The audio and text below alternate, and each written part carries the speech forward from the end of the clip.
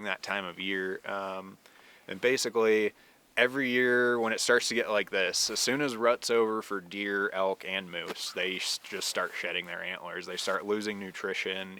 Rut takes a huge toll out on them. So they just, at some point, they just start shedding their antlers because they're losing that nutrition. They don't have enough nutrition, and they're not getting enough food for them to hold on to their antlers. So, once the lack of nutrition starts, that's when you'll start seeing them drop, especially when it starts getting colder and colder. Basically, anywhere from now until about mid-February, you'll start seeing them drop. And I've already started seeing some of the more mature bucks and elk also dropping. So. And when you look for the sheds, are they in the same place every year? No, I mean, absolutely not. And that's kind of what I was trying to explain earlier, is like, in theory, you'd think they'd be in the same general area. The animals kind of stay in the same general area, same general migration paths, but they do falter one way or another. I mean, you're going to have to put the effort in to really find them. I've never found a shed in the same place, and I've been shed hunting for 16 years, give or take. So it's just kind of how it flows with where the animals are, and that all also, a lot of different aspects fall into that. Predation, if they're getting a lot of pressure from predators, they're getting a lot of pressure from other people out hiking around, ATVs, snowmobiles. I mean, there's so many different aspects that go into that and how pressured they are. There's just no way that you would find a shed in the same place, a year after year. It's just tough. And what about moose sheds? Are they...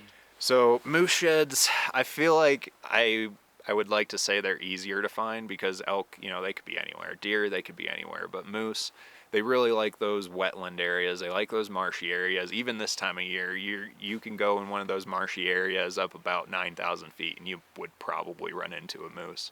It just really depends on, again, same aspects, predation, and those areas now that have wolves, they're going to be going for some of those bigger animals to be sustaining, because it's so cold in the wintertime. So there's going to be a lot more pressure on the moose and stuff. But they, wetland areas, those lower lying wetland areas at higher elevation, look for flat, wet areas. It's going to be thick, and I recommend waders if you're looking for moose sheds in certain areas like that.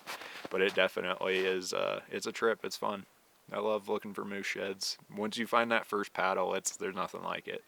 Because you find elk sheds, you find deer sheds, but you stumble, across a nice set of paddles, and you're going crazy. There's nothing like it. Have you found moose sheds before? I have. Nice. It's been fun, and all kinds of. I mean, I spend so much time turkey hunting, shed hunting. Most turkey hunts turn into a shed hunt if you see animals. So it's like, that's just kind of how it goes. But it's fun. Shed hunting is one of my favorite times of year, just because it's finally starting to get warm. All this white stuff's starting to go away.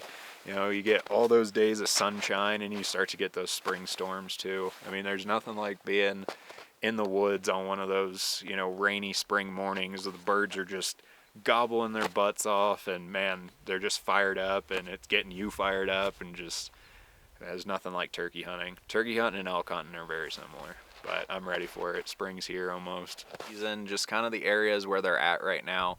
The migration's kind of in full swing, so they're just constantly moving right now. They're looking for food. They're staying in those lower lying areas. When you're scouting in the summertime and stuff, you're going to find them above 10,000 feet. Sometimes a little lower depending on the areas, if you find those aspen groves. But this time of year, you got to focus on food. Anywhere that there is native food for the elk, you're going to find them more or less.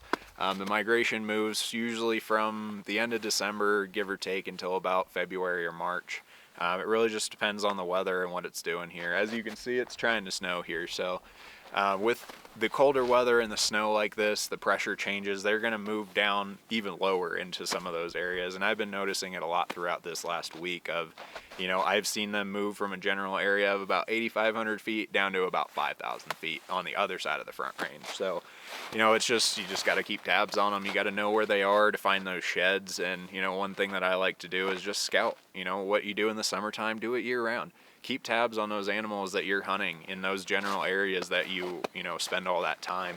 Obviously, you can't pick up the sheds. It's illegal to pick up the sheds in Colorado until I believe it's the end of April.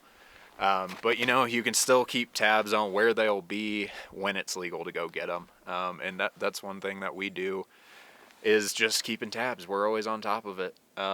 You know, in an area like this is kind of a general unit that I've been hunting for a few years now. And it's the same every year. You know, it changes a little bit on what direction, where they're moving, so on and so forth. But for the most part, the migration patterns and just the patterns of shedding and so on, it just kind of stays the same year after year. Like I said, you might have to go a mile east or a mile west, but for the most part, it's going to be the same general route. You know, we're just trying to keep you guys informed on what we know and what we're doing out here. Keep up with what we're doing on Facebook. We did get our YouTube started, Instagram. We're working on all the other platforms as well. So keep following along with what we're doing. We will keep you guys informed on what we're doing. And, you know, this is Hunter's Insight. So keep in touch. Yeah, get rid of that last part.